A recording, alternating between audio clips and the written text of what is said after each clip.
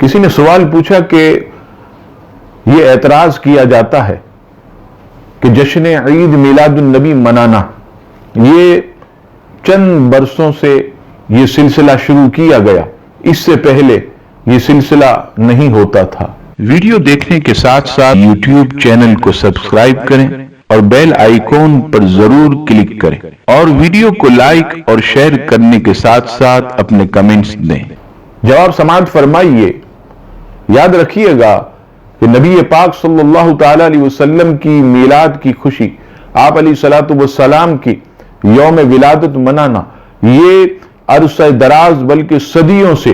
اکابرین اور محدثین کا اس پر عمل رہا ہے، اور آپ کی خدمت میں 6 صدی کے مجدد امام ابن جوزی رحمت اللہ تعالی علیہ آپ کی مایہ ناز کتاب بیان میلاد النبی صفحہ نمبر 85 اٹھائیے، آپ فرماتے ہیں کہ مکہ، مدینہ، مصر، شام، یمن،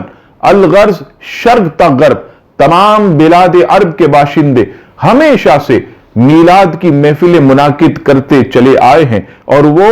ربیع الاول کا چاند دیکھتے تو ان کی خوشی کی انتہا نہ رہتی، چنانچہ ذکر میلاد مصطفیٰ وہ منعقد کرتے، سننے کے لیے خاص اہتمام کرتے، اور اس کے بعد جو ہے نبی پاک صلی اللہ تعالی علیہ وسلم کے اس میلاد میں جتنے شرکا ہوتے ان سب کو جو ہے کھانا پیش کرتے، اور یہ ان کے لیے باعث